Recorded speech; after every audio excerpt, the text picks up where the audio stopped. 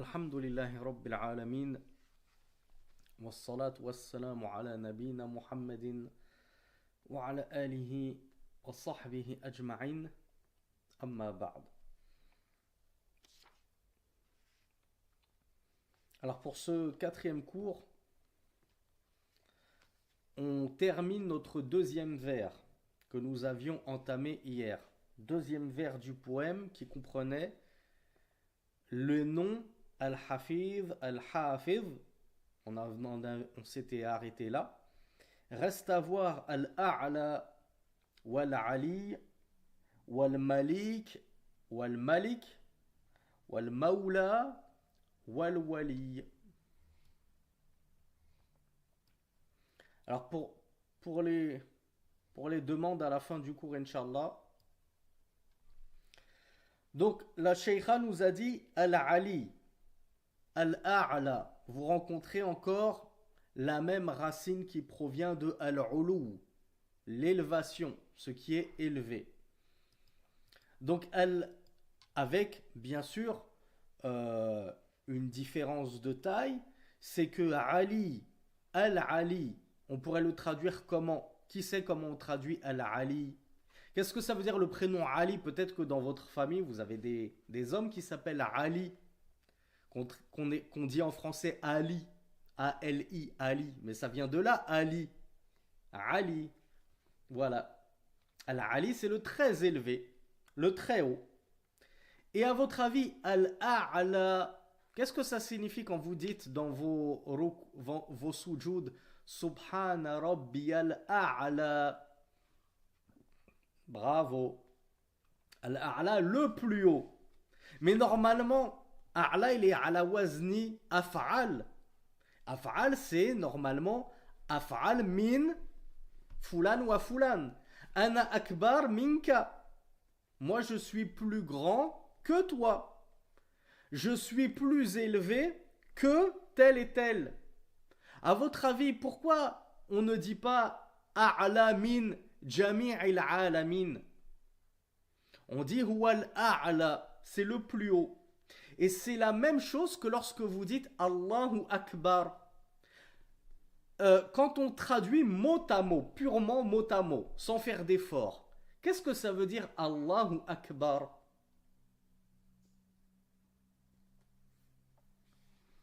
Alors non, ça ne veut pas dire grand.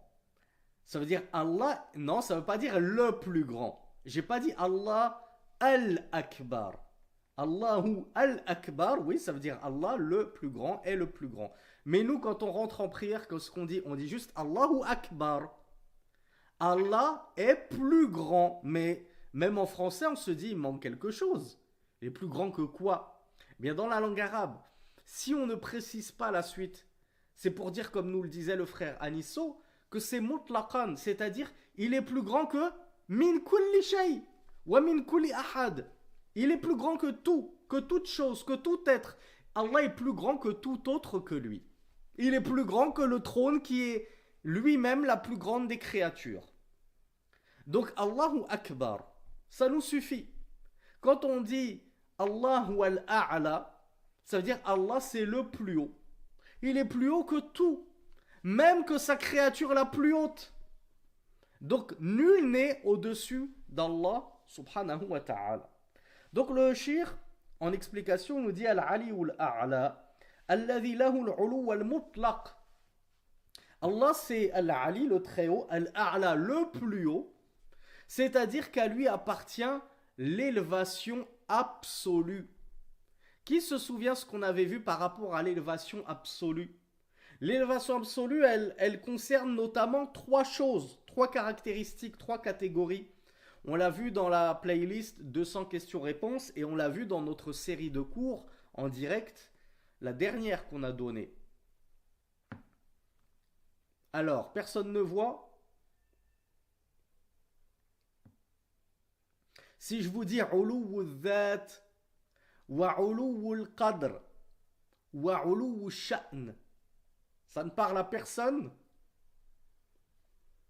Ou bien personne ne la consulte, cette playlist de 100 questions-réponses, et je ferais mieux d'arrêter de perdre mon temps à m'acharner à vouloir sortir un cours par mois quand j'arrive à me dégager du temps pour l'alimenter, cette playlist. Uluwu dhat, premièrement, l'élévation d'Allah absolue, elle concerne déjà son être. Est-ce que Allah, on peut dire qu'il est élevé de par son être? Ou alors on va faire comme les négateurs des sifatullah, les négateurs des attributs d'Allah. Non, on va pas dire que son être il est élevé. On va pas commencer à enfermer Allah dans des directions et blablabli et blablabla. De la philosophie de comptoir à n'en plus finir. Oui, Allah c'est le plus élevé jusque dans son être. Ou plutôt même à commencer par son être. En tant que tel, lui, son être divin, il est le plus élevé. Il n'y a personne au-dessus de son être divin, subhanahu wa ta'ala. Uluwul qadr. Et ensuite, effectivement, on peut dire que il est élevé en mérite, en prestige et tout ce que vous voulez. Métaphoriquement parlant pour l'élévation de son mérite, etc. Mais réellement parlant de son être. Donc, dans tous les aspects, Allah est le plus élevé. Uluwu sha'n, tout ce qui est inhérent à Allah est élevé. Sa sagesse est élevée. Les ordres qu'il donne sont élevés. Sa puissance est élevée. Tout ce qui renvoie à Allah est élevé. Donc on voit que l'élévation d'Allah elle est absolue. Le cheikh nous dit wa uluwul qahr. Souvenez-vous, la prédominance d'Allah, le fait qu'il domine tout. Il est tellement élevé qu'il domine sur tout. Nul ne peut le dominer, le contraindre. Donc Allah il se situe où? Est-ce qu'on peut situer Allah? Ou est-ce que c'est indécent de parler de ça? Bah si c'était indécent, Allah lui-même n'en aurait pas parlé. Donc nous ne sommes que des perroquets, comme je vous le dis toujours. On répète fidèlement ce qu'Allah Azza wa Jal nous a dit dans le Coran et ce que Rasulullah sallallahu alayhi wa sallam nous a dit dans la Sunna. S'appelait à qui s'appelait, tant mieux pour lui, qu'Allah ait ouvert son cœur à la vérité. Ça déplaît aux réfractaires, tant pis pour eux. Nous ne sommes pas chargés de les amener de force à la vérité. On est juste là pour présenter la vérité. Allah subhanahu wa ta'ala, c'est lui qui nous a dit qu'il s'est élevé au-dessus de son trône. Son trône étant lui-même bien élevé au-dessus de ses 7 cieux. Donc voilà pourquoi le shir nous dit en explication de Allahu al-Ali al-A'la, c'est le très haut, le plus haut. Il est tellement haut qu'il s'est élevé au-dessus de son trône qui est la créature la plus haute et la plus grande qui existe. Est-ce que le trône d'Allah, il est plus grand que l'univers? Ou faut pas abuser? Alors qui pourrait m'apporter qui pourrait m'apporter une précision par rapport à ce trône et l'univers? Bravo Bakari. Ah bravo Yasmine. Déjà, Allah Azza wa Jal nous dit dans le verset du trône, c'est comme ça qu'il s'appelle déjà le verset 255. Il s'appelle comment déjà le verset 255 de Surat Al-Baqarah? Ah, verset du marche-pied, du repose-pied, Al-Kursi. Kursi, c'est pas du tout le trône. Le trône, c'est Al-Arsh. Donc Allah, il nous dit Wasi'a kursiyuhu as-samawati wal-ard. Son kursi déjà, il déborde. Il est plus grand que les cieux et la terre. C'est-à-dire, il déborde par rapport à l'univers. L'univers, par rapport au kursi, c'est déjà minuscule. Et imaginez-vous que le arsh, le trône d'Allah, par rapport au kursi, le kursi qui est, je vous le rappelle, l'endroit des pieds d'Allah, subhanahu wa ta'ala, comme l'ont affirmé les pieux prédécesseurs et à leur tête Ibn Abbas, le cousin germain du prophète sallallahu alayhi wa sallam, celui-là même envers qui le prophète sallallahu alayhi wa sallam avait dit Oh Allah, faqihhu fid din wa allimhu ta'wil. Instruis-le dans la religion et enseigne-lui l'interprétation du Coran. Donc si Ibn Abbas, il nous dit que l'interprétation du kursi, c'est pas une chaise, mais c'est l'endroit des pieds d'Allah, c'est toi maintenant qui va venir nous dire non, non, kursi ça veut dire la puissance, ça veut dire la majesté, ça veut dire la richesse. Garde tes élucubrations pour toi. Nous, ce qui nous intéresse, c'est le tafsir des sahaba, des compagnons, et qui plus est celui d'Ibn Abbas qui était le plus versé et savant en exégèse coranique. Donc, le trône d'Allah est par rapport au kursi, comme le kursi serait par rapport à un anneau qu'on aurait jeté dans le désert, nous a dit le prophète sallallahu alayhi wa sallam. Alors imaginez-vous la grandeur du kursi. Et imaginez-vous la grandeur du trône. Enfin, je vous dis imaginez-vous. Justement, on n'arrive pas à se l'imaginer tellement ça dépasse l'entendement. Et donc, comment voulez-vous vous imaginer Allah et sa grandeur? Il est tellement haut, tellement grand. Donc le cheikh nous dit Huwa mustawin ala arshihi fawqa jami'i khalqihi. Allah subhanahu wa ta'ala, il est bien élevé au-dessus de son trône, au-dessus de toute sa création. Donc Allah n'est pas dans sa création, il est distinct de sa création. Mubayyinun lahum, contrairement aux chrétiens qui disent que Allah il est descendu sur terre, il s'est mélangé à sa création, contrairement à certains soufis qui vont vous dire que tout dans la création est une part émanant d'Allah et ainsi de suite. Tout ceci sont des fables et ce sont excusez-moi du terme, des foutaises et des hérésies absolues. وهو مع هذا مطلع على أحوالهم لا يخفى عليه شيء من أمرهم. Et malgré cela, malgré qu'Allah subhanahu wa ta'ala, ah oui, il y a Nisso qui me dit mustawa, on dit pas mustawa, on dit mustawin. Huwa mustawin li'annahu istawa. Et istawa, ça veut dire s'élever. Donc mustawin, il est élevé. Et le deuxième sens, s'établir. Mais lorsqu'on parle d'établissement, il faut le comprendre dans le sens d'élévation. Parce qu'on pourrait penser que s'établir, il n'y a pas forcément de notion d'élévation. L'établissement d'Allah, c'est un établissement d'élévation. Et donc le shir nous dit que quand bien même Allah s'est élevé au-dessus de son trône et bien au-dessus de toutes ses créatures, eh bien cela ne le dispense pas pour autant et ne l'empêche pas pour autant d'être parfaitement connaisseur, comme on l'a vu hier, de toutes leurs actions. Rien n'échappe à sa science, rien n'échappe à sa vue. Il voit tout, il entend tout, il sait tout de ce qui se passe sur terre, quand bien même nous serions bien en dessous d'Allah, subhanahu wa ta'ala.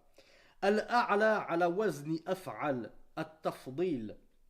وهو الذي ارتفع عن غيره فدل على التفضيل المطلق في العلو. Donc al-a'la, le cheikh nous dit, ça veut dire il est le plus haut que tout. Plus haut que tout le monde, plus haut que n'importe qui ou n'importe quoi d'autre que lui. Al-Malik, Al-Malik.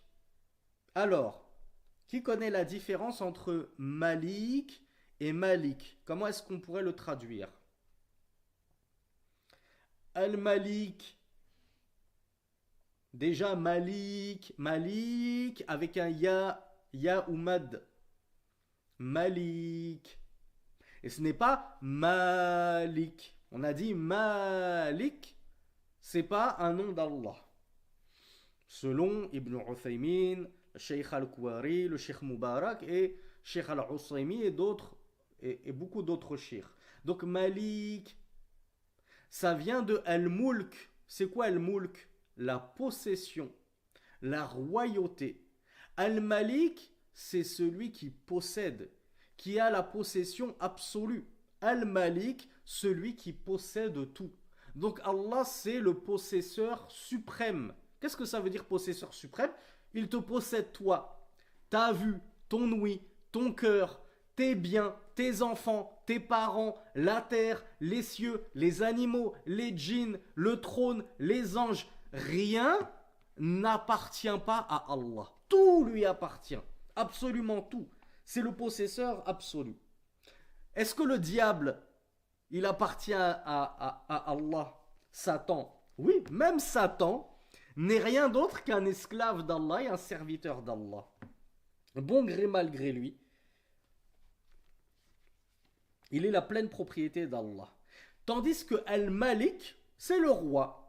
Un Malik, Malik al-Maghrib, Mamlaka al-Maghribiya, le roi du Maroc, le roi d'Arabie Saoudite, le roi d'Espagne ou je ne sais quoi. Donc c'est un roi, Al-Malik, et Allah c'est le roi. Est-ce que parmi vous certains lisent le Coran en warsh? notamment mes frères maghrébins. Biriwayat Warsh. Alhamdulillahi Rabbil Alamin, Ar-Rahman Ar-Rahim. Qu'est-ce que vous dites après vous? Maliki Yawmiddin. Les Warshites, ils sont où? Personne? Ah, Naël me dit sans prolongement. Effectivement, Maliki.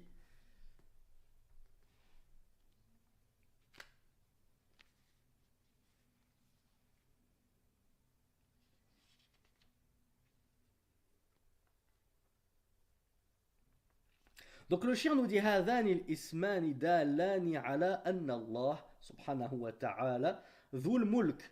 Ces deux noms, Al-Malik et Al-Malik, le possesseur suprême et ou le détenteur suprême, je vous ai dit, la mushahata fil istilah. Dans la traduction, on ne va pas se crêper le chignon parce que toi tu l'as traduit par le possesseur, moi je l'ai traduit par le détenteur. Dans tous les cas, c'est pas ça les noms d'Allah, c'est juste de la traduction. Donc vous les traduisez comme ce qui vous plaît le plus tant que ça reste une traduction fidèle. Donc le possesseur suprême, le détenteur suprême et deuxième nom qu'on a appris Al-Malik, le roi. Et bien sûr Allah c'est Malik al-Muluk carrément. C'est le roi des rois. C'est le seul roi qui subsistera lorsqu'il aura détruit l'univers tout entier et qu'il ne subsistera plus que lui.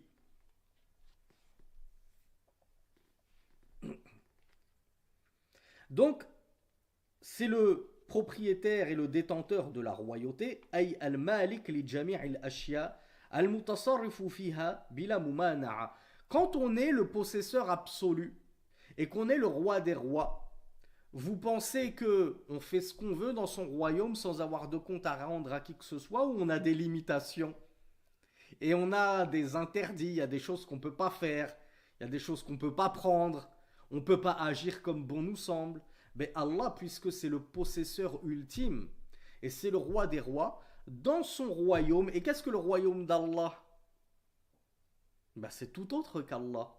Tout autre qu'Allah, c'est le royaume d'Allah, ça lui appartient, c'est sa royauté, il possède tout. Donc, par rapport à tout autre que lui, Allah, il fait ce qu'il veut, quand il veut, comme il veut. Il veut créer telle créature, c'est lui l'unique décideur. Et c'est lui l'unique roi qui décide comment il va la créer, pourquoi il va la créer, comment il veut la créer, à quel moment il va la faire mourir, et ainsi de suite.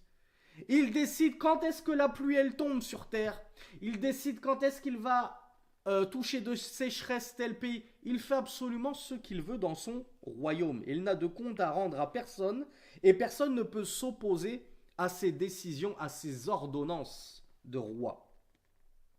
Donc on voit la toute puissance et la toute grandeur d'Allah subhanahu wa ta'ala dans sa royauté parfaite et suprême. Nul ne peut repousser les décrets divins. والملك من صيغ المبالغة وهو المالك العظيم الملك وهو يشمل معنى الملك والمالك.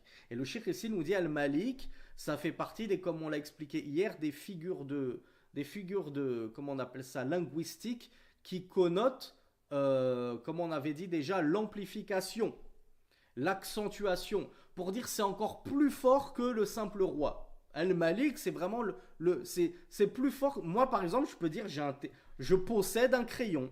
Je suis heureux propriétaire d'un joli crayon. En plus, vous voyez, il est vraiment joli. Hein, j'en suis assez fier. Il est orange flashy. En plus, il a la mine toute noire, là. Donc, je l'aime beaucoup, mon crayon. Et donc, je suis possesseur. Mais est-ce que j'en suis vraiment le plein possesseur? Ben non, parce qu'à n'importe quel moment, Allah, s'il le veut, il fait que ce crayon finisse en miettes, soit cassé, soit détruit, ou qu'on me le vole, et jamais je pourrais le récupérer. Donc en réalité, quand bien même nous aurions une petite part de la royauté, moi je suis propriétaire de mon appartement, je suis tout content, c'est bien. Mais en réalité, le vrai propriétaire de ton appartement, c'est Allah. Allah, il te possède toi, toutes tes casseroles dans ton appartement lui-même, et il le reprend quand il veut. Souvenez-vous pourquoi on disait hier, lorsqu'Allah reprend l'âme de certains de nos enfants, de nos parents, qu'est-ce que l'on dit? Qui s'en rappelle? Qu'est-ce qu'on est censé dire lorsqu'on a bien concrétisé la foi et qu'on fait preuve de bonne patience? Qu'est-ce qu'on dit? Bravo. Inna lillahi wa inna ilayhi raji'un. Nous appartenons à Allah. Et c'est vers lui que nous retournons. Quand on a compris qu'on appartient totalement à Allah, que tout est la propriété d'Allah sur terre, dans les cieux, dans l'univers et tout autre qu'Allah est sa pleine propriété, on sait qu'en réalité, nos propriétés à nous et ce que l'on possède réellement, comme on le dit, on ne l'emportera même pas dans notre tombe. On va en jouir pendant quelques années sur terre et puis ça va disparaître. Alors à quoi courir après cette dunya? À quoi courir après ce bas monde qu'on ne va même pas emporter avec nous sur terre? قال ابن القيم رحمه الله فهو ملكهم المتصرف فيهم وهم عبيده ومماليكه وهو المتصرف المدبر لهم كما يشاء النافذ القدرة فيهم الذي له السلطان التام عليهم. Donc l'imam Ibn Qayyim al-Jawziyya, il nous a dit Allah est donc leur roi à ses créatures, il est leur roi, c'est lui qui agit comme bon lui semble dans son royaume et parmi ses créatures, et ils sont eux ses serviteurs, ses esclaves. Nous sommes les esclaves d'Allah, nous sommes ses serviteurs. Comme on l'a dit, même les infidèles, quand bien même ils se refusent à adorer Allah, ils n'en demeurent pas moins ses serviteurs et ses esclaves. Il fait ce qu'il veut d'eux. Il reprend leur vie quand il le veut. Il agit comme bon lui semble dans son royaume. Il organise les choses comme bon lui semble, comme il le veut, quand il le veut. Son ordre ne connaît aucun repoussoir, personne ne peut le contester ni s'y opposer. Il a le pouvoir absolu et complet. Les noms suivants, Al-Wali, Wal-Maoula. Alors, Al-Wali, c'est un mot que vous connaissez beaucoup parce que je reçois quasiment tous les jours des questions là-dessus. Des frères comme des sœurs, hein. Pensez pas que c'est réservé aux sœurs. Alors vous me dites tous alliés, alliés, alliés. Mais si je vous dis que je reçois des questions là-dessus, ça veut dire que c'est pas dans le sens d'alliés ici. Ici c'est dans l'autre sens. Du coup c'est quoi? Quand les frères et sœurs ils me disent une telle, elle est convertie, c'est qui son wali pour la marier? C'est le sens de tuteur. Et ici c'est ce sens-là qu'on va donner au nom d'Allah al-wali. C'est le tuteur. Ça va vous sembler étonnant. Mais il suffit de revenir à la langue française et même à la langue arabe. Qu'est-ce qu'un tuteur dans le mariage? Quel est son rôle par rapport à la fille qu'il a sous sa tutelle?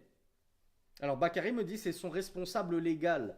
Mais ça veut dire quoi Bakary, un responsable légal? Maxime me dit protecteur. Déjà on commence à approcher du but. Alors bravo Bint Amin qui m'a donné la réponse la plus parfaite jusqu'à maintenant. Je ne vais pas la lire tout de suite. Bravo Dhun Nourayn, très bonne réponse. Bravo Haroun. Bravo Abdul Wahid. Bravo N. Bon, j'ai eu beaucoup de bonnes réponses. On va lire directement les propos du shir et tout va s'éclaircir Inch'Allah. Il nous dit Al-Wali, le tuteur. Allah c'est le tuteur, c'est notre tuteur. Qu'est-ce qu'un wali? Il nous dit Al-Wali, huwa man tawalla amrak. Al-Wali, c'est celui qui va se charger de ton affaire. Et le wali de la fille, dans le mariage, c'est celui qui va se charger de la marier. Et de base, même, qu'est-ce qu'il doit faire en amont, normalement, le wali, mes frères? Et je m'adresse à vous tout particulièrement, puisque c'est vous les futurs walis de vos filles. Il est censé faire quoi? Bravo Dhun Nourayn, bravo Yasmine, bravo Ismail. Ah, les sœurs là, elles sont au taquet. Hein. Là, les sœurs, elles en peuvent plus que leur aoulia, leur tuteur, ne prennent pas leurs responsabilités. De base, ben, le wali, c'est lui qui doit ramener un prétendant à la fille. Un meskina, la sœur, elle n'est pas censée attendre jusqu'à 40 ans à avoir écumé tous les sites de mariage de Nader Abouanas et compagnie, Inch'Allah.com, couscous.fr, et tu te retrouves avec des cas sociaux en photo, c'est le genre idéal, et puis après avoir échangé dans le haram et fait quelques muqabala sauvages au quick, tu te retrouves à pleurer toutes tes larmes parce que ton wali, il est juste venu pour dire je te marie ma fille. Il n'a fait aucun effort pour se renseigner sur ce prétendant. C'est pas lui qui a fait l'effort d'aller chercher un bon mari pour sa fille, etc. On se retrouve avec des mariages catastrophiques où les filles sont malheureuses, où elles ont donné leur vertu pour une dot ridicule avec un mari qui ne les respecte même pas, et ainsi de suite. Inch'Allah, on fera une série de cours sur le mariage. Je vais essayer de la faire pendant le Ramadan, Inch'Allah. Je sais que ça fait longtemps que je vous l'ai promis, mais y a des savants, et c'était l'avis d'Aïcha, qui aimait et préférait que les gens se marient en Shawwal, le mois juste après Ramadan, parce que Rasulullah l'a épousé, sallallahu alayhi wa sallam, au mois de Shawwal, et ça a fini par être son meilleur mariage, le plus béni, avec son épouse favorite. Donc moi je me suis dit que pour que vous soyez prêts pour vous marier en Shawwal, on le fera Inch'Allah au mois de Ramadan, et je pense que ce sera une bonne période. Vous aurez le ventre vide et les oreilles toutes attentives aux propos du Cheikh Sulayman al-Ruhaili, puisqu'on se basera, Inch'Allah, sur son livre. Donc on revient à nos moutons et à nos jeunes mariés en fleurs, nos jeunes sœurs en fleurs. Le wali, c'est celui donc qui va se charger de ton affaire, vous voyez? C'est-à-dire qu'avant même de commencer à te dire, à dire au prétendant, je t'ai marié ma fille, etc., déjà c'est lui qui aurait dû ramener le prétendant à la maison. Déjà, c'est lui qui aurait dû le surveiller, comment il est dans sa vie de tous les jours. Je vais aller l'espionner. Je vais regarder s'il fréquente la mosquée. Je vais regarder si c'est quelqu'un qui fait sa prière, déjà de base. Il y a des walis, ils cherchent même pas à savoir si la personne qu'on leur ramène, elle prie ou non. Je vais regarder s'il fume, s'il fréquente des filles, justement, en cachette, etc. Donc, il est censé veiller à tes intérêts. Donc, c'est celui qui va prendre en charge ton affaire, ton cas. Eh bien, ça c'est Allah subhanahu wa ta'ala qui prend en charge nos affaires, qui prend en charge notre cas. Il veille sur nous, il veille à nos intérêts au quotidien. وَقَامَ بِتَدْبِيرِ حَالِكَ. Le wali, le tuteur, c'est celui qui va se charger donc d'organiser tes affaires, ta vie, pour que tout se passe du mieux, au mieux, dans ta vie, dans ton quotidien. وَحَالِ غَيْرِكَ. Et ça, c'est une tutelle générale. La tutelle générale, c'est le fait qu'Allah subhanahu wa ta'ala, il veille comme ça aux intérêts et il a la charge de s'occuper de ses créatures. Allah, il s'occupe des anges, s'occupe des djinns, s'occupe des humains, s'occupe des animaux. Vous voyez, la tutelle d'Allah, elle est très générale. D'ailleurs, petite parenthèse, pour bien que vous voyez à quel point al-wali, ici, il convient de le traduire par tuteur, et non pas comme, je ne sais plus comment certains me l'avaient traduit ici, allié. Ah, ici, on ne va pas parler d'allié. Est-ce que certains d'entre vous sont allés à la fac? Vous avez tous 13-14 ans. Donc, est-ce que certains ont eu des TD, des travaux, ou des TP, travaux pratiques, etc. Vous n'avez jamais eu un étudiant qui était en 4e, 5e, 6e année et qui était chargé de... Qu'est-ce qu'il devait faire dans les TP? Ben, c'était votre responsable. On appelait ça des cours de tutorat, je ne sais plus comment on appelait ça. Eh ben, c'était ça le tuteur, c'était quoi sa mission? Il était responsable de nous. Il était chargé de diriger le travaux pratique. Moi, j'avais ça en médecine. Je pense que vous avez peut-être ça pour ceux qui ont fait informatique, des choses comme ça. Et je crois vous me confirmerez, hein, on appelait ça tutorat, c'est ça? قال الزجاج وهو تعالى وليهم بأن يتولى أمرهم وإرشادهم كما يتولى ذلك من الصبي وليه وهو يتولى يوم الحساب ثوابهم وجزاءهم. Az-Zujaj, qui était un grand savant de la langue arabe, il a dit en parlant du nom d'Allah, le tuteur, Al-Wali, il a dit Allah est leur tuteur, c'est-à-dire à ses créatures, comme et il est donc chargé de leur affaire et de leur orientation, comme l'est le wali du sabi. C'est qui le wali du sabi? Un sabi, c'est quoi? Un sabi, c'est un enfant. C'est qui son responsable légal? Je crois que c'est Bakary qui m'avait parlé de responsable légal. Là, on y est. C'est qui le responsable légal de l'enfant? Ben, c'est son père, en tout premier lieu. Tout comme qui est le tuteur de la fille en mariage de base, le premier des tuteurs, c'est le père, lorsqu'il remplit les conditions dont l'islam est la première des conditions. Donc, Allah subhanahu wa ta'ala, il se charge de nous et il nous oriente vers nos intérêts, comme le wali, le tuteur, le père, oriente son enfant dans ce qui lui sait être le plus profitable pour lui, dans sa vie mondaine comme pour sa vie future et dans sa religion. Donc le père ne cesse d'éduquer son enfant, de le guider, de l'orienter, de le conseiller, de le prendre en charge, de s'occuper de lui. Allah subhanahu wa ta'ala est le tuteur qui veille sur ses créatures. Et que pensez-vous des croyants? Souvenez-vous ce qu'on avait dit par rapport au hifz. Allah c'était le protecteur, al-hafiz. Il protège l'humanité tout entière, mais que dire de sa protection vis-à-vis des croyants, ses alliés les plus rapprochés, ses serviteurs les plus rapprochés? Eh bien c'est pareil pour sa tutelle. Elle est encore plus poussée et plus, comment dire, plus intense envers les croyants, bien entendu. Et Allah, c'est également celui qui va se charger au jour de la résurrection, eh bien, de rétribuer ses serviteurs, en bien comme en mal. Les serviteurs qui auront fait du bien, Allah va se charger de leur compte et les rétribuer en bien. Et ces serviteurs qui auront fait du mal, Allah se chargera de leur compte et les rétribuera en mal. وَلِأَوْلِيَائِهِ الْمُتَّقِينَ وَلَيَةٌ خَاصَّةٌ يخرجهم من ظلمات الجهل والكفر والمعاصي إلى نور العلم والإيمان والطاعة.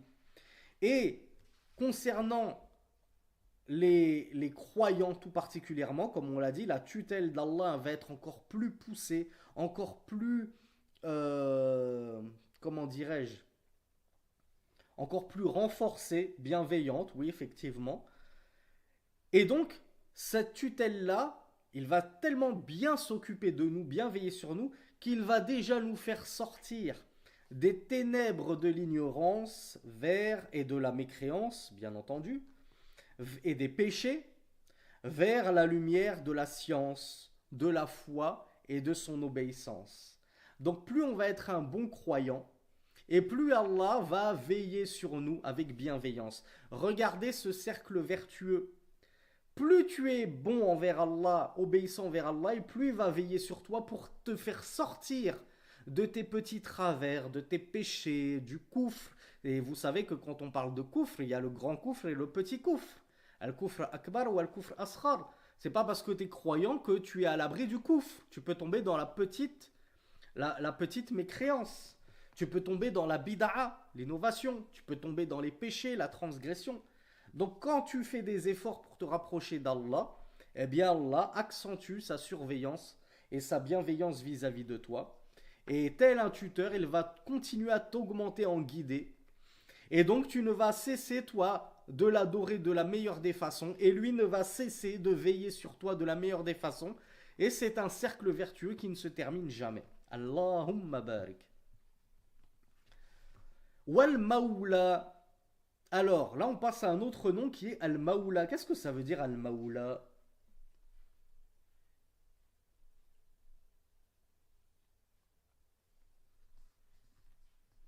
Alors, pour la petite faïda, Al-Mawla, c'est un terme arabe, comme il en existe quelques-uns, qui veut dire tout et son contraire. Et Al-Mawla, ça veut dire le maître, tout comme ça peut vouloir dire l'esclave. Et dans le fiqh, souvent on parle de maoula pour parler d'esclaves affranchis. Alors et entre maître et esclave, c'est le jour et la nuit.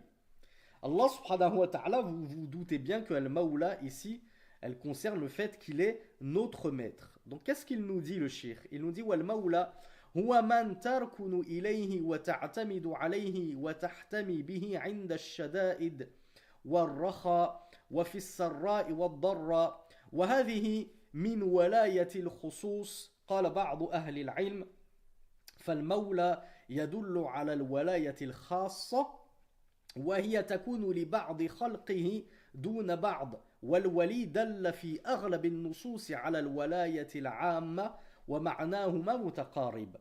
On va voir la différence entre Maoula et Wali. Donc, Al-Wali, c'est envers qui? Pour voir si vous avez bien compris et suivi. Al-Wali, Allah, c'est le tuteur vis-à-vis de qui? De toutes les créatures, on est d'accord, tout le monde. Al-Maoula, ici le cheikh nous dit Al-Maoula, ça va indiquer une tutelle beaucoup plus précise et spécifique. Ça ressemble un petit peu à Ar-Rahman, Ar-Rahim, comme on l'a vu dans le cours d'hier, je crois, ou d'avant-hier. Donc Al-Maoula, il nous dit, déjà premièrement pour le définir, il nous dit c'est celui vers qui tu vas te réfugier, t'appuyer, te protéger lors des épreuves et lors des moments d'aisance. Et qui est le plus noble et le plus digne de la tutelle d'Allah? Celui qui se réfugie en lui, même dans les moments d'aisance, ou celui qui ne pense plus qu'à Allah et qui ne le prie plus que dans les moments de difficulté, quand il a besoin de lui, qu'il est au bord du gouffre? Le tout premier, c'est lui le plus noble. Voilà pourquoi Rasulullah sallallahu alayhi wa sallam nous a dit dans un hadith rapporté par Ibn Abbas radiyallahu anhuma et qu'on trouve dans les Arba'in al-Nawawiyah, ta'arraf ila Allah fi ar-rakha ya'arifka fi ash-shidda. Souviens-toi d'Allah fi ar-rakha, dans l'aisance, dans les moments de facilité. Ya'arifka fi ash-shidda. Il se souviendra de toi dans la difficulté. Parce que c'est facile de penser à Allah quand on est au bord du gouffre et qu'on a tout perdu et qu'il ne nous reste plus rien si ce n'est lui. Mais qui, lorsqu'il est en bonne santé, qu'il a une belle épouse et de beaux enfants en bonne santé, qu'il a beaucoup d'argent, il s'achète la voiture qu'il veut, il voyage où il veut, il mange au restaurant tous les jours, qui, dans ces moments de luxe et d'aisance et d'opulence même, se souvient qu'il a 5 prières par jour, qu'il devrait lire un petit peu de Coran, qu'il devrait donner un petit peu aux pauvres qui ne sont pas aussi bien lotis que lui. Eh bien, celui qui ne va pas oublier Allah dans ces moments d'aisance, lorsqu'il aura tout perdu, souvenez-vous, c'est Allah Al-Malik, Al-Malik, le roi qui détient tout. Si Allah un jour décide pour l'éprouver de tout lui reprendre, comme il l'a déjà fait pour de nombreuses célébrités, de nombreuses stars, même parmi les musulmans, il leur a repris la beauté, il leur a repris la popularité et ils sont retombés dans l'anonymat, il leur a repris toute leur richesse jusqu'à ce que certains aient fini sur les trottoirs à dormir sous des ponts, comme d'anciennes stars du petit écran qu'on regardait à mon époque dans les années 80.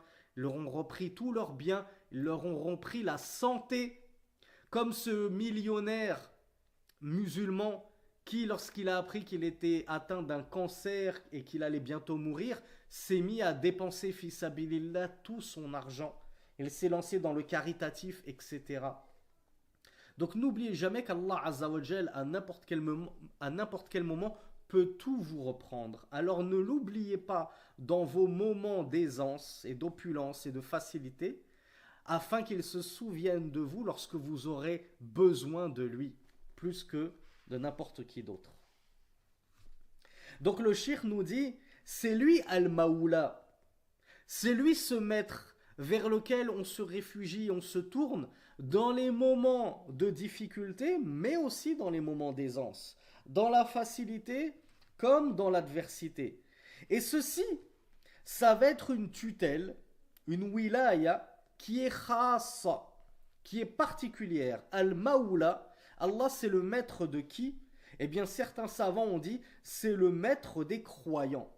Donc ici ça va pas être le tuteur de toute l'humanité. Al-Maoula, certains savants ont dit ici c'est spécifique aux croyants. C'est le maître des croyants. Il se souviendra d'eux dans la difficulté lorsqu'ils se sont eux-mêmes souvenus de lui dans la facilité. Et donc on voit cette notion de tutelle, du fait qu'il va veiller davantage sur nous qu'il ne veille sur les infidèles, de sorte que lorsque l'on tombera, il nous ramassera. Lorsqu'on tombera malade, il nous guérira. Lorsqu'on perdra tout, il nous enrichira. Et ainsi de suite.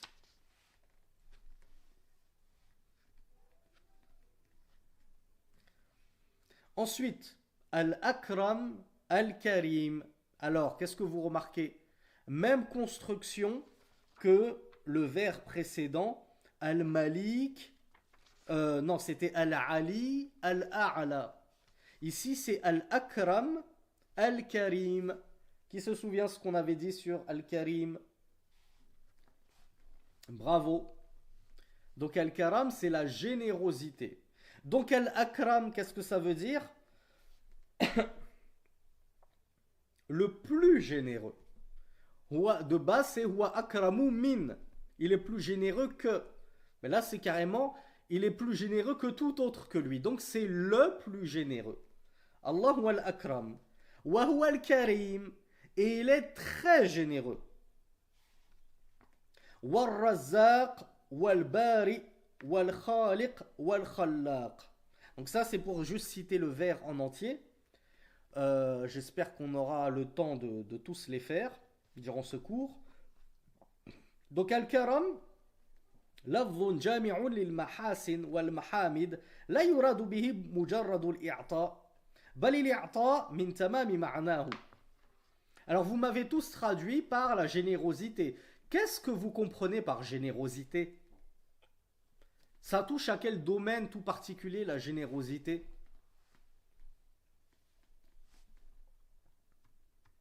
Alors bravo Bakary, hein. Bakary me cite exactement ce que le cheikh dit, mais moi je veux attendre la conception que vous avez vous de la générosité. Alors voilà, c'est ce que j'attendais. Samia, elle me dit par exemple c'est dans ses biens. Et c'est ce que j'attendais comme réponse. Je me suis dit, la plupart d'entre vous, pour vous, être généreux, ça veut dire être généreux dans ses biens. N'est-ce pas honnêtement la conception que la plupart des gens ont? Qui a la première chose à laquelle ils pensent quand on parle de générosité, c'est la générosité du cœur. Quelqu'un qui donne de son temps pour les autres. Quelqu'un qui aide son prochain. Quelqu'un qui est au service de ses frères, de sa famille. Ça ne fait pas partie de la générosité? D'ailleurs, la générosité du cœur n'est-elle pas plus noble que la générosité des biens? Il y a des pauvres qui sont très généreux. Ils n'ont rien à offrir en termes de biens, mais ils ont leur cœur à offrir, leur aide, leur sollicitude, et ainsi de suite. Donc voilà pourquoi le cheikh nous dit qu'Al-Karam, la générosité, c'est un nom générique qui va englober toutes les bienséances, al-mahasin, toutes les jolies choses, ou al-mahamid, toutes les choses louables. Et ce qui est voulu par là n'est pas uniquement le fait de donner, c'est-à-dire de donner des biens. Tu peux être généreux sans forcément donner des biens, mais plutôt al-i'ata, le don, le fait d'offrir, ça rentre dans la générosité. Mais offrir, c'est une partie de la générosité. Et la générosité, c'est bien plus large que cela. Al-Akram, صيغة التفضيل والتعريف الأكرم دل على أنه الأكرم وحده فهو أكرم الأكرمين لا يوازيه أي كريم ولا يعادله في كرمه نظير. Donc Al-Akram, c'est le plus généreux. Personne n'est aussi généreux qu'Allah subhanahu wa ta'ala. Personne n'arrive à son niveau en termes de générosité. Donc Allah, il est extrêmement généreux, c'est le plus généreux. Et on l'a dit, c'est pas uniquement une générosité fiduciaire, financière, où il donne uniquement de l'argent. Il donne la santé, il donne la vue, il donne des parents à ceux qui aimeraient, à nos orphelins de Gaza, qu'Allah les secours, qui pour eux, tu leur proposerais 1 milliard ou qu'Allah leur ramène leurs parents sains et saufs, croyez-moi qu'ils n'hésiteraient pas une seule seconde et ils demanderaient leurs parents. Donc Allah il nous a tellement donné. Et sa générosité ne se limite pas uniquement à un aspect financier.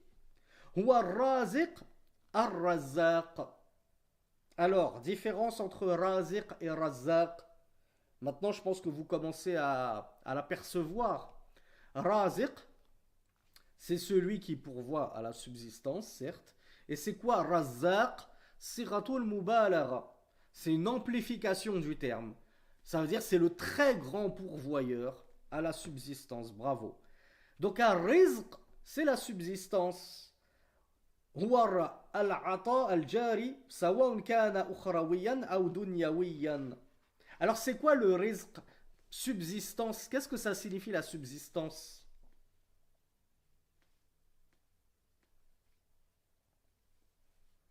La subsistance de base, c'est tous ceux, ça c'est de la langue pure, hein, c'est tous ceux qui te permettent de subsister, c'est-à-dire de survivre.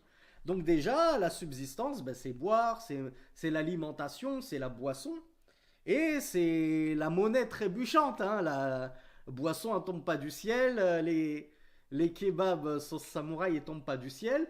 Donc, l'une des causes de ta subsistance, c'est la survenue de l'argent. Donc, Ar-Razzaq, le grand pourvoyeur à la subsistance, celui qui va te donner de l'argent, celui qui va te donner à manger, celui qui va te donner à boire, mais pas que. Il va te donner aussi des enfants, il va te donner une femme, il va te donner la santé, etc. Il va te donner la science. Parce que, on l'a dit, les bons kebabs, sauce samouraï, salade tomate oignon, c'est la nourriture du corps. Mais quelle est la nourriture de l'âme? C'est ton kebab qui nourrit ton âme, qui te rend plus pieux.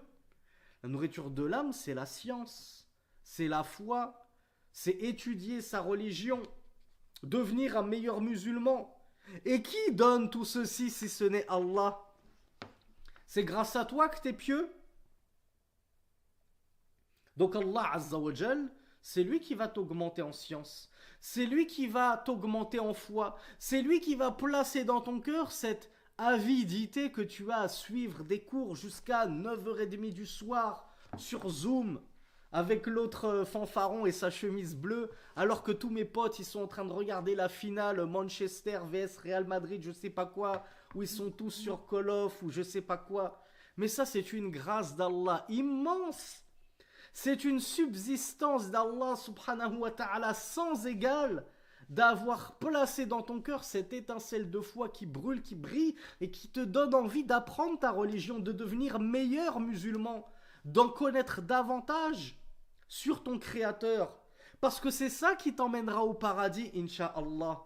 Et c'est certainement pas le 3-0 de Messi ou de Mbappé ou de je ne sais quoi. Ça ne va rien changer à ta vie de savoir qu'il a mis 3 buts à la 90e minute, gna gna gna gna gna. Donc voilà pourquoi le shir nous dit que ar-rizq, il est aussi bien bénéfique pour ta vie mondaine que pour ton au-delà. Et parmi les choses les plus bénéfiques en termes de rizq pour sa vie de l'au-delà, bien entendu la science comme on l'a vu, l'étude du Coran, sa mémorisation, et quoi d'autre à votre avis par rapport à la famille notamment? Parmi les sadaqat jariya, bravo Abu Qasim, bravo Angel, bravo Dhul Nourain, des enfants pieux, parmi les sadaqat jariya, qui ne sait pas ce qu'est une aumône continue? S'il y en a qui ne le savent pas, je vais devoir l'expliquer. Si vous savez tout ce que c'est, on passe directement. Une aumône continue dont les fruits continueront à te tomber et à t'être bénéfiques même après ta mort. Aussi longtemps que cette aumône subsistera, ben les enfants, ça fait partie des aumônes continues, des enfants pieux bien entendu. Hein, pas un enfant que tu n'as même pas élevé, t'as laissé la rue l'élever, et lui toute sa vie il est dans le shit, les filles, la boisson, les boîtes de nuit, les ci, les ça. Il se peut même que ce soit des sayyi'at continus, des péchés continus qui tombent dans ta tombe parce que c'est à cause de toi qu'il a mal tourné, parce que tu l'as mal éduqué, ou tu l'as carrément éduqué dans le haram. Mais si tu l'éduques dans le halal, tu l'éduques dans les bonnes choses, tu l'éduques dans la foi, à chaque fois que ton enfant y priera par ta cause, parce que c'est toi qui l'as instruit dans la prière, c'est toi qui lui as montré comment faire ses ablutions, comment prier, c'est toi qui lui as montré comment jeûner, qui le motivait depuis tout petit, tout ce que ton enfant va faire d'actes pieux suite à ta bonne éducation vertueuse et religieuse, tu vas manger dans ta tombe de bonnes hasanat.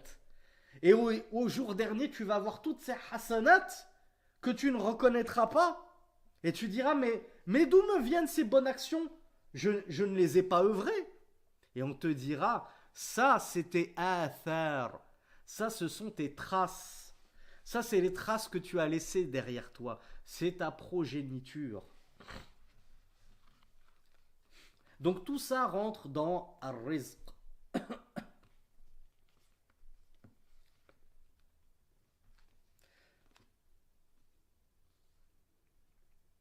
Voilà pourquoi le cheikh nous disait war-rizqu naw'an.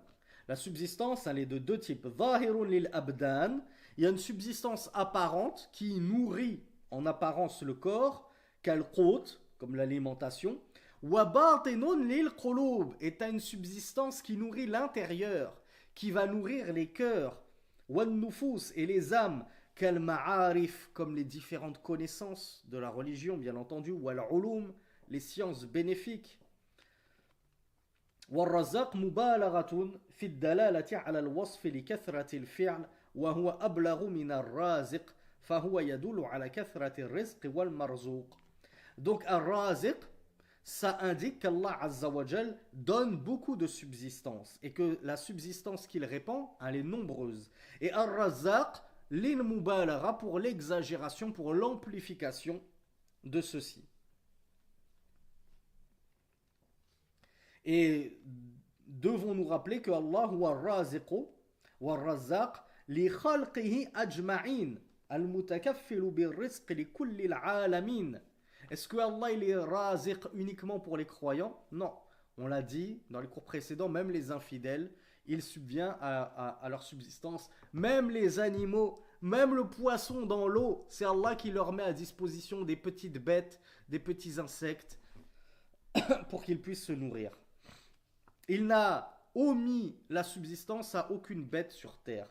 Elle est toute bête est venue avec sa subsistance déjà prescrite, déjà écrite dans la table bien gardée, la tablette bien gardée, Al-Lawhul Mahfouz, dans laquelle est retranscrit le destin.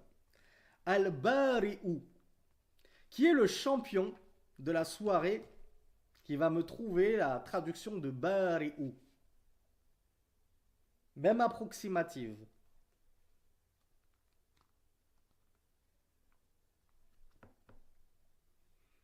Alors, Yanis qui me dit formateur. Alors non, Anisso, c'est pas ça. C'est pas du tout ça. Il y a la racine, tu l'as reconnue, Anisso, mais c'est pas ça du tout. Alors bravo Yanis, oui. Bintamin, c'est juste aussi. Abdallah, c'est juste. Le créateur, le façonneur, mais pas n'importe quel façonneur. Attention, et pas n'importe quel créateur. Le shir nous dit al-bari'u huwa al-mujidu. Donc celui qui va, comment dire, amener à la vie, amener à l'existence, al-mubdi'u, qui va donc créer, min al-adam, à partir du néant. C'est là toute la subtilité. Moi, j'ai créé un programme informatique, je suis ingénieur. J'ai créé un super programme informatique. Mais est-ce que je suis bari'un comme Allah? Je suis un créateur qui a créé à partir de rien? Ben non. Parce que déjà, si tu m'avais enlevé ma souris et mon clavier, j'aurais été incapable de le créer, ce programme informatique. Déjà, il m'a fallu des matières premières.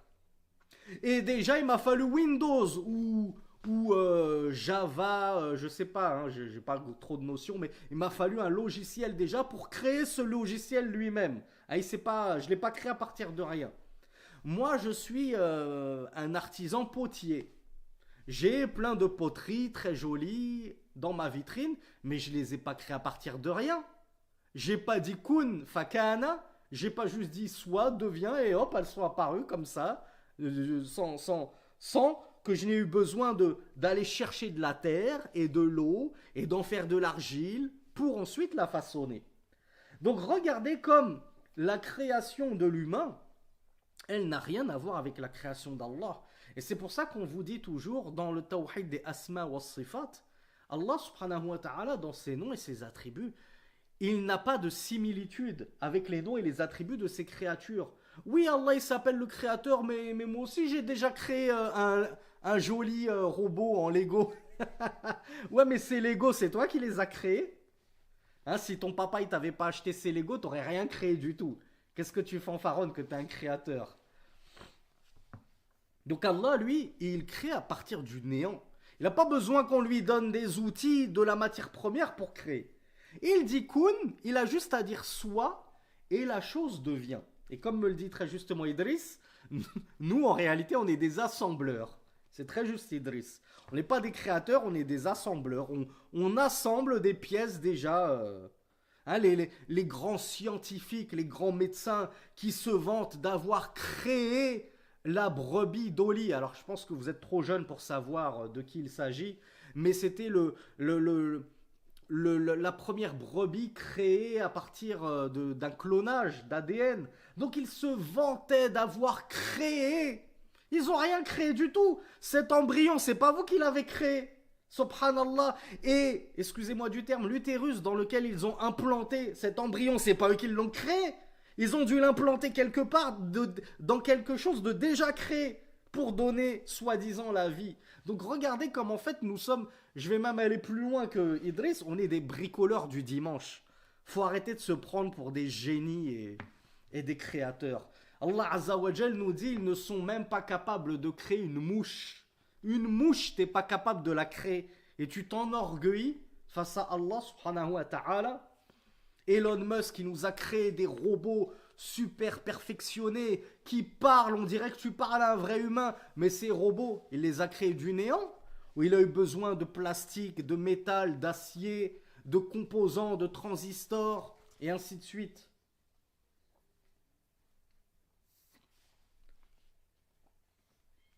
Donc ça c'est Al-Bari, c'est vraiment le créateur, celui qui amène à l'existence à partir de rien et à partir du néant.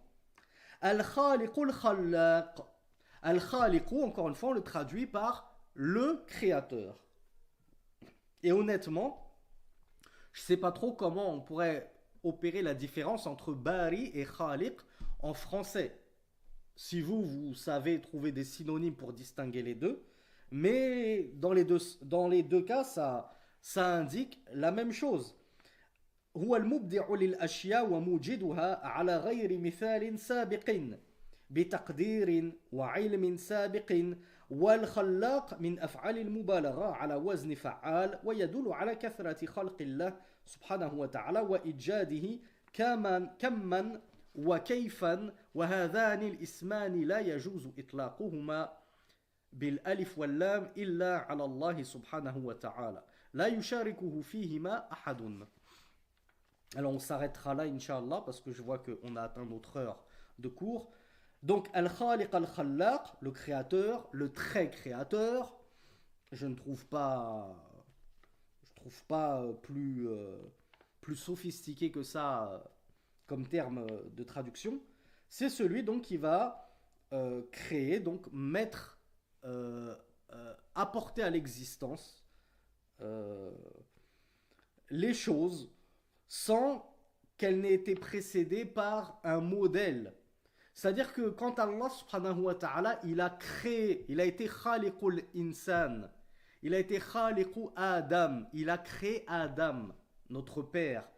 Est-ce qu'il l'a créé à partir d'une ébauche précédente?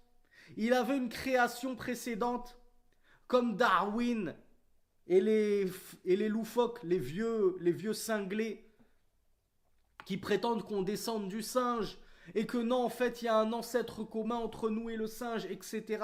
Est-ce que Allah, pour créer ce qu'il a envie de créer, il a besoin d'aller chercher dans de vieilles créations pour les faire découler et s'aider de ce qu'il avait déjà fait pour créer une nouvelle chose? Allah, il n'a pas besoin de ça. Il crée, on a dit, à partir de rien. Et là, le cheikh nous dit, il crée sans qu'il n'y ait eu d'exemplaires auparavant. Adam, c'est le premier exemplaire de l'homme. Il n'y a pas eu d'homme avant, il n'y a pas eu d'homme préhistorique, mi-singe, mi-poilu, mi-dos courbé, je sais pas quoi, qui dessine dans des grottes au milieu des dinosaures ou je ne sais quoi. Adam, c'était tel que nous sommes maintenant, mais bien sûr avec 60 coudées, 30 mètres de hauteur. Et Allah Azza wa Jal, lorsqu'il crée, contrairement à nous, il crée avec une science parfaite de ce qu'il va créer. Il nous a créé avec 5 doigts, pas 6, pas 7. Et c'est pas, il n'a pas laissé ça au hasard. Il l'a fait avec science, avec sagesse. Il sait exactement pourquoi. Pourquoi on a 5 doigts. Même sur les pieds, on a 5 orteils. Pourquoi? Il le sait exactement. Si nous, la sagesse nous échappe, elle n'a pas échappé à Allah subhanahu wa ta'ala lorsqu'il a créé ces créatures. Donc il les a créées avec science, connaissance, sagesse. Et Allah, il s'appelle Al-Khallaq, donc c'est-à-dire le très créateur, parce qu'il crée beaucoup. Mais vous imaginez un petit peu tout ce qui se trouve sur terre. Et quand je dis sur terre, c'est-à-dire sur la terre ferme. Est-ce que vous seriez en mesure de le quantifier? Si déjà je vous prends à froid, je vous dis combien y a-t-il d'espèces d'araignées? Il me semble que dans le règne animal, il n'y a pas une espèce plus nombreuse que l'espèce des araignées. Ensuite, je vous dis combien il y a d'espèces de fourmis. Et rien que ça, il y en a des milliers, si ce n'est des millions, wallahu a'lam. Bakary me dit les microbes, effectivement. Combien il y a d'espèces de ceci, de cela sur la terre ferme? Impossible de le quantifier. Va dans l'eau, plonge dans l'océan et regarde ce monde éblouissant qui rayonne sous l'eau tandis que nous sommes dans l'insouciance et que nous n'y prêtons pas attention. Il y a un Ronay qui me dit qu'il y a 48 000 espèces d'araignées. Allahu Akbar. Prenez le nombre d'espèces de poissons différents. Subhanallah, chaque semaine, chaque mois, chaque année, on découvre une nouvelle espèce de poisson. Et les scientifiques, ils sont là à s'émerveiller. Puis ils retournent chez eux et ils retournent à leur coufre, à leur mécréance, à leur ingratitude, sans se dire « Mais il y a forcément un Seigneur qui a créé tout ça, c'est trop beau, c'est trop parfait, il y a trop de diversité dans notre création. » Mais ça, c'est juste sur la Terre. Tu prends maintenant la diversité des planètes, la diversité des soleils, la diversité des lunes, la diversité des étoiles, la diversité du cosmos, des galaxies, et ainsi de suite. Et des cieux. Il n'y en a pas qu'un seul de ciel. Allah, notre ciel le plus bas de notre dunya, c'est lui qui l'a orné d'étoiles. Tout ce que tu vois d'étoiles, c'est un ornement pour notre ciel le plus bas. Imaginez-vous que des ciels, il y en a 7. Les scientifiques, ils n'arrivent même pas à lancer leur télescope suffisamment loin pour voir le bout de l'univers. Dis-toi que cet univers-là, c'est juste un ciel. T'as 7 cieux. Et au-dessus, t'as le paradis. Et au-dessus, t'as le trône d'Allah, et ainsi de suite. Toute cette création incroyable, qui est capable de la quantifier? C'est impossible. Voilà pourquoi Allah s'appelle Al-Khallaq. Il crée énormément. Il ne cesse de créer. Il a toujours été créateur. Il crée. Chaque jour, il est dans une affaire, comme il nous le dit. Kulla yawmin huwa fi sha'n. Dans Surat Ar-Rahman, chaque jour, il est dans une affaire et il continuera sans cesse de créer. Parce qu'il est Al-Khallaq, le très créateur. Et le cheikh nous dit que ces deux noms-là, Al-Khaliq et Al-Khallaq, en tout cas dans la langue arabe, il ne convient pas de les attribuer à un autre qu'Allah subhanahu wa ta'ala. Comme Ar-Rahman, il ne convient pas de l'employer pour un autre qu'Allah. Lorsqu'on parle en langue arabe de Khaliq et de Khallaq, cela ne vaut que pour Allah subhanahu wa ta'ala. Et avec le alif ou lam, al-Khaliq, al-Khallaq. Et ceci car nul Allah subhanahu wa ta'ala n'a aucun associé dans cet attribut qu'est la création à partir du néant, je vous le rappelle. Maintenant, nous, comment on peut dire, comment on peut se définir? On peut dire, nous sommes des fabricateurs. J'ai fabriqué une chose à partir de matières premières. On est des bricoleurs, hein, on est des joueurs de Lego. On est des assembleurs. En langue arabe, comment on dit? Est-ce que certains d'entre vous, parfois, vous regardez comment on appelle ça, les emballages des produits? Comment on appelle l'usine? Comment on dit celui qui a fabriqué le produit? Des fois, on trouve al-muntij, hein, intaj, fabrication émanant de, al-muntij, le fabricateur. Parfois, on trouve as-sani', al-masna', l'usine, la manufacture, as-sani', comment on appelle ça, celui qui gère la manufacture, le manufacteur, c'est comme ça qu'on dit. Mais créateur, il vaut mieux éviter. En français, Allahu A'lam, je ne vais pas vous faire de fatwa. Je ne sais pas si c'est autorisé de le dire en français, étant donné que ce n'est pas un nom d'Allah, le créateur. Mais en arabe, Al-Khaliq et Al-Khallaq, ce n'est réservé que pour Allah. Oui, il y a Bint NK qui me parle de créateur de contenu. Moi, je vous ai dit, je ne vais pas vous faire une fatwa en vous disant c'est halal ou c'est haram, je ne sais pas. Donc, on se quitte là-dessus. Je vous donne rendez-vous à demain, Inch'Allah. J'ai vu qu'il y avait quelques questions qui avaient défilé, mais je vous le rappelle, les questions, vous les écrivez et on essaiera de les traiter vendredi soir, Inch'Allah, lors du dernier cours de la première semaine. Barakallahu fikum, subhanakallahumma wa bihamdik. Ashhadu an la ilaha illa ant, astaghfiruka wa atubu ilayk. Wassalamu alaykum wa rahmatullahi wa barakatuh.